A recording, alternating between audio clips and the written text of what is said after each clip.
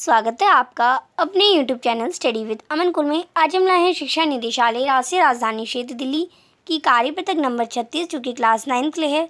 विषय आपका हिंदी है, जिसमें हम सवैयाँ चैप्टर अपना कंटिन्यू करेंगे, जिसकी आपकी डेट 1 अक्टूबर 2021 दे रखी है। आप अपना नाम और अपनी कक्षा अध्यापक का नाम लिखेंगे। प्यारे बच्चों, पिछले कार्यपत्रक में हमने कृष्ण भक्त रसखान सैयद इब्राहिम रचित कुछ सवैयों पर चर्चा की। आइए आज के कार्यपत्रक के माध्यम से हम कृष्ण भक्त रसखान सैयद इब्राहिम रचित अन्य सवैयों पर चर्चा करते हैं। मोर पखा सिर ऊपर रखी हो गुज के माल गरे पहिरोगी, ओढ़ी पितंबर ले लकुटी बन गोधन ग्वारनी संग फिरोगी। भाव तो वही मेरी रक्सानी, सो तेरे कहे सब स्वांग करूँगी, या मुरली मुरलीधर की अधरन धरी अधराना धरूंगी। काननी दे अंगूरी रही बो, जब ही मुरली तुनी मंद बजे, मोहिनी तानन सो रसखानी, अटा चढ़ी गोधन गेह तो गेह।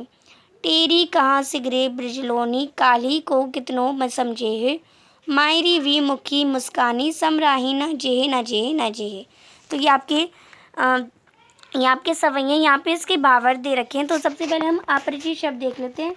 मोर पखा यानी मोर का पंख, पीताम्बर यानी पीला वस्त्र, काननी यानी कानों में, सिगरे यानी सभी, गूंज की माल यानी गूंज की माला, लकुटी यानी डंडा या छड़ी, अटा यानी अटालिका या कोटा, टेरी यानी पुकारना।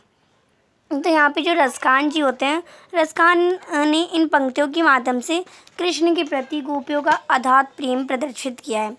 एक गोपी अपनी सखी से कहती है, कृष्ण मेरा प्रिय है और उसे प्राप्त करने के लिए तेरे कहने पर सारा स्वांग भर लूँगी। वह कहती है कि मोर का पंख अपने सिर पर रख लूँगी, गूंज की माला गले में पहन लूँगी, पीला वस्त्र बदन पर ओढ़कर हाथ में लकुटी लेकर गोधन को ले ग्वालों के साथ वन में फिरूँगी। जैसी सखी की इच्छा वह सब करेगी, परंतु कृष्ण की मुरली को, जिसको उन्होंने अपने होठों से लगाया था, वो अपने होठों पर नहीं रख सकती। यहाँ पे आगे तय रखा है कि गोपियाँ कहती हैं कि जब कृष्ण अपनी मुरली बजाएंगे तो वो उससे निकलने वाली मधुर ध्वनि को नहीं सुनेंगी। वो सभी अपने कानों पर हाथ रख लेंगी। उनका मानना ये है कि भले ही कृष्ण किसी महल पर चढ़कर अपनी मुरली की मधुर तान क्यों ना बजाए और गीत क्यों ना गाए, जब तक वो उसे नहीं सुनेंगी वो जब तक नहीं सुनेंगी तब तक उन पर मधुर तानों का कोई असर नहीं होने वाला। लेकिन अगर गलती से भी मुरली की मधुर ध्वनि उनके कानों में चली गई तो फिर वह अपने वश में नहीं रह पाएंगी। फिर चाहे हमें कोई भी कितना भी समझाए, हम कुछ भी समझ नहीं पाएंगी। गोपियों के अनुसार कृष्ण की मुस्कान इतनी प्यारी लगती कि उसे देखकर कोई भी उनके वश में आए बिना रह नहीं सकता। इसी कारणवश गोपियाँ कह रही हैं कि श्री कृष्ण का मोहक मुख देखकर उनसे खुद को बिल्कुल भी संभाला नहीं जाएगा। वो सारी लाज शर्म छोड़कर श्री कृष्ण को की ओर खिंची चली जाएंगी। आशा है कि आपने इन सवैयों के भावार्थ को समझ लिया होगा। आइए इन्हीं पर आधारित कुछ प्रश्नों के उत्तर खोजते हैं और लिखते हैं। प्रश्न नंबर 1 है आपका, या मुरली मुरलीधर की अधरान धरी अधराना धरोगी में कौन सा अलंकार है?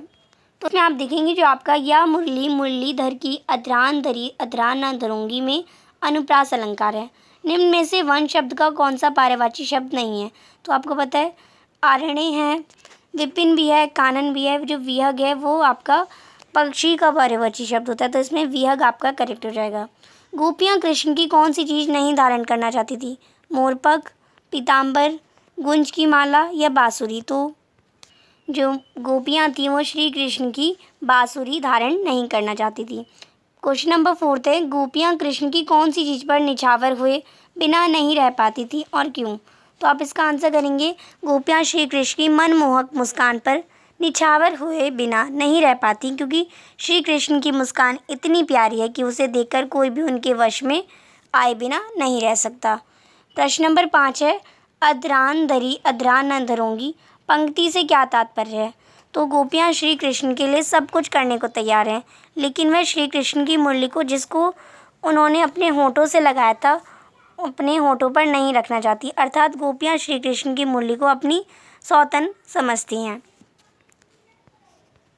आगे आपको गतिविधि दे रखी है। सवैयाँ छंद के संदर्भ में जानकारी हासिल कीजिए और उनके अन्य उदाहरण खोजिए। तो आपको पता है सवैयाँ एक वर्णिक छंद है। इसके प्रत्येक चरण में 22 से लेकर 26 तक वर्ण होते हैं। मानुस हो तो वही रसखान, रसो ब्रज गोकुल गाँव के ग्वारन। जो पशु हो तो कहाँ बस मेरो, चरो नित निंदु के मेदु मंझारन। पान ही हो तो वहीं गिरी को, जो छैयों पर छत्र पुरंदन कारण।